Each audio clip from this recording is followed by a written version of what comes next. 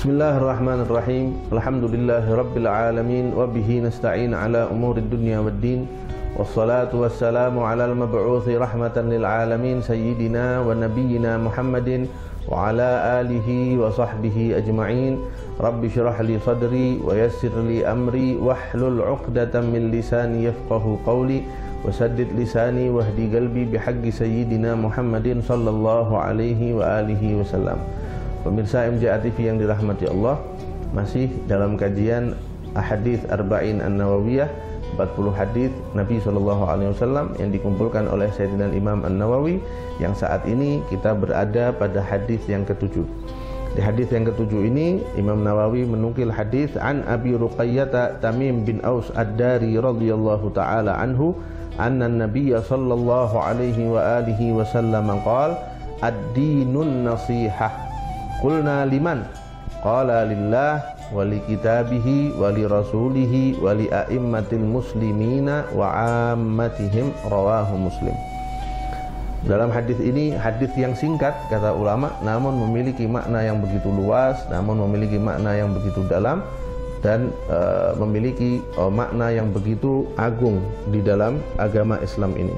Rasulullah SAW memulai hadis ini dengan satu kalimat yang sangat singkat, ad-dinu an-nasihah, agama adalah nasihat. Kata ulama, ini bisa bermakna bahwa yang paling penting di dalam agama ini adalah nasihat. Sebagaimana Rasulullah SAW bersabda, al-hajju arafah, haji adalah wukuf di padang Arafah.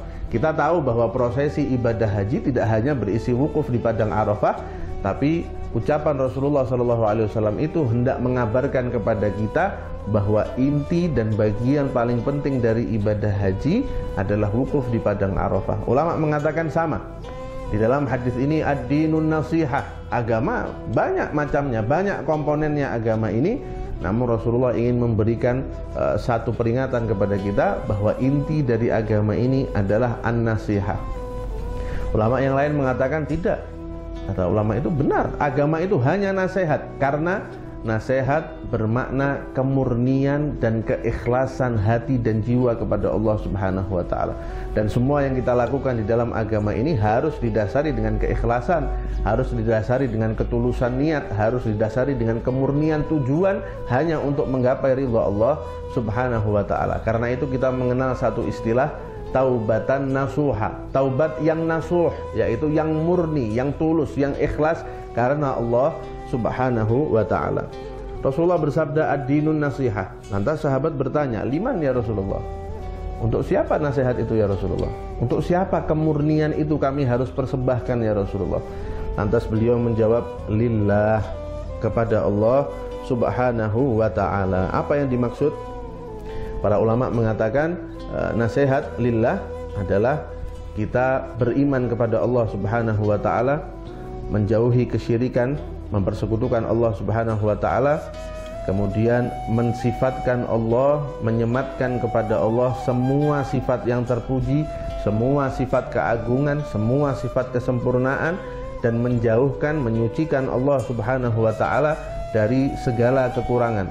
Bahkan lebih dari itu, ada ulama yang mengatakan bukan hanya kita harus menyematkan segala sifat baik dan terpuji kepada Allah, kemudian menyucikan Allah dari semua kekurangan, sifat yang di situ bukan kekurangan namun bukan pula sifat terpuji, menurut sebagian ulama tidak pantas disematkan kepada Allah Subhanahu wa ta'ala. Karena yang pantas disematkan kepada Allah Subhanahu wa ta'ala hanya sifat keagungan, hanya sifat kemuliaan, hanya sifat kesempurnaan, bukan yang lain. Karena itu ada satu ayat yang begitu agung di dalam Al-Quran yang berkata, laisa kamitslihi syai'. Allah Subhanahu wa ta'ala tidak serupa dengan sesuatu apapun. Karena keserupaan Allah dengan yang lain menjadikan Allah Subhanahu wa ta'ala memiliki kekurangan. Allah tidak sama dengan makhluk dan Allah tidak sama dengan apapun, karena kesamaan Allah dengan makhluk, kesamaan Allah dengan ciptaannya menandakan bahwa Allah Subhanahu wa ta'ala punya kekurangan.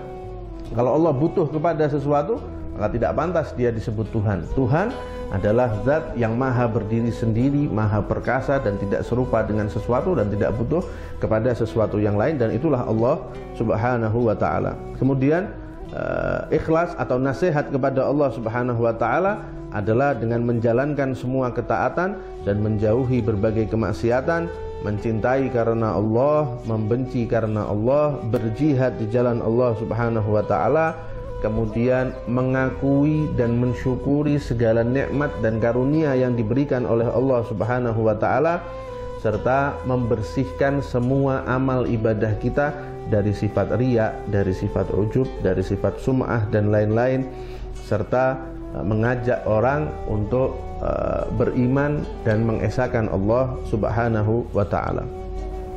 Rasulullah lantas melanjutkan lillahi, kemudian beliau bersabda wali kitabihi, kepada kitab Allah. Apa nasihat kepada kitab Allah? Para ulama menjelaskan yang dimaksud adalah kita beriman bahwa kitab Allah itu benar adalah kalam Allah Subhanahu wa taala, dan kalam Allah tidak serupa dengan kalam manusia, dan tidak ada satu orang pun yang mampu mengucapkan satu kalimat atau satu kata yang sama dengan firman Allah Subhanahu wa taala. Kemudian termasuk nasihat kepada kitab Allah adalah mengagungkan kitab Allah Subhanahu wa taala. Kita banyak mendapati orang-orang yang masih memperlakukan Al-Qur'an seakan-akan itu hanya buku biasa. Ya, padahal Al-Quran tidak sama dengan buku yang lain. Al-Quran harus dihormati, Al-Quran harus dimuliakan. Jangan menumpuk Al-Quran, menumpuk di atas Al-Quran hal-hal yang lain selain Al-Quran. Jangan meletakkan Al-Quran di lantai, jangan meletakkan Al-Quran di bawah. Hormati Al-Quran itu, karena Al-Quran berisi firman Allah Subhanahu wa ta'ala, dan itu diperintahkan oleh Nabi Muhammad SAW melalui hadis ini. Kemudian termasuk nasihat kepada kitabullah adalah kita membacanya dengan sebaik-baiknya, dengan khusyuk, kemudian memahami maknanya, mengamalkan apa yang ada di dalamnya dan lain sebagainya.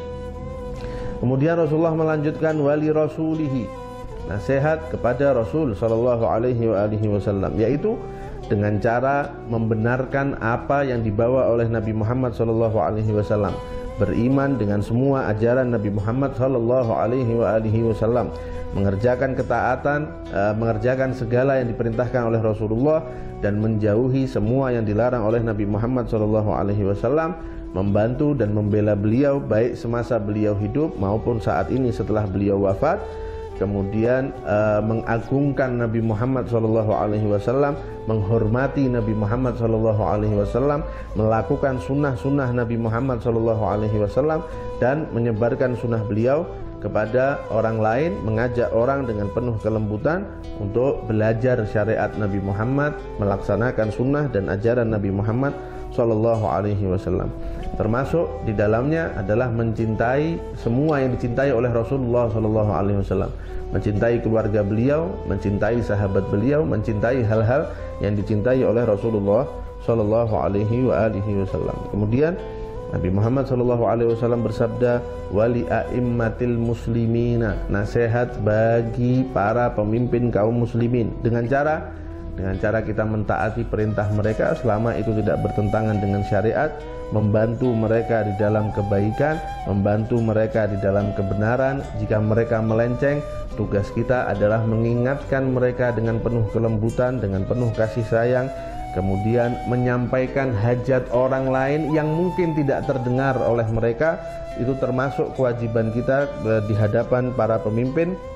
Kemudian mengajak orang lain agar juga ikut mentaati perintah para pemimpin tanpa ada penyelewengan terhadap syariah di dalamnya, serta mendoakan kebaikan bagi mereka. Lantas di akhir hadis ini Rasulullah SAW menambahkan wa ammatihim, nasihat bagi orang muslimin secara umum, yaitu dengan cara mengarahkan mereka kepada hal-hal yang mendatangkan kebaikan dunia dan kebaikan akhirat bagi mereka, membantu mereka menutupi aib-aib mereka, menutup hajat-hajat mereka, membantu memenuhi kebutuhan mereka. Dan ini hal yang sangat penting, sehingga disebutkan oleh Nabi Muhammad SAW dalam hadis ini, menjauhkan mereka dari hal-hal yang buruk, amar ma'ruf dan nahi munkar dengan cara yang benar, dengan ikhlas, dengan kelembutan. Begitu juga mencintai orang-orang muslimin, Jangan memandang orang muslimin dengan pandangan kebencian, apalagi pandangan merendahkan. Pandang mereka dengan pandangan cinta dan kasih sayang. Hormati orang-orang tua dari antara mereka, sayangi yang masih muda di antara mereka, berikan nasihat yang baik, bersihkan hati dari kebencian terhadap mereka, bersihkan hati dari dengki terhadap mereka, bersihkan perilaku kita dari menipu mereka, berbicara kotor kepada mereka, berdusta kepada mereka, dan lain sebagainya. Kalau ini semua berhasil kita lakukan, maka kita telah berhasil menjalankan sabda Nabi Muhammad SAW, ad-dinu an-nasihah.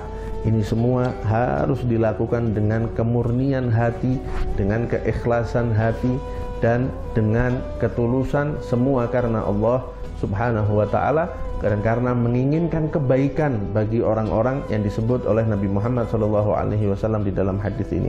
Terakhir, mengenai menasehati orang, maka yang harus kita perhatikan adalah jika kita ingin menasehati orang lain, lakukan itu secara privat, secara empat mata dengan orang tersebut. Karena jika kita menasehati dia di hadapan orang banyak, maka kata ulama itu bukan nasihah, tapi itu adalah fadhihah. Fadhihah adalah membuka aib seseorang di hadapan orang banyak, dan itu akan sulit diterima oleh orang tersebut.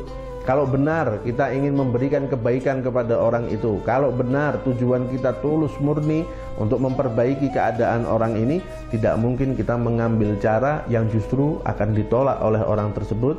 Orang tersebut tidak mau menerima kebaikan yang kita bawa. Karena itu penting kita sadari cara dan metode dalam memberi nasihat, sehingga nasihat yang kita sampaikan lebih mudah diterima oleh orang, dan akhirnya kita mampu menjalankan apa yang ada di dalam hadis Nabi Muhammad SAW ini. Ini yang bisa saya sampaikan, mudah-mudahan ada manfaatnya. Wallahu a'lam. Assalamualaikum warahmatullahi wabarakatuh.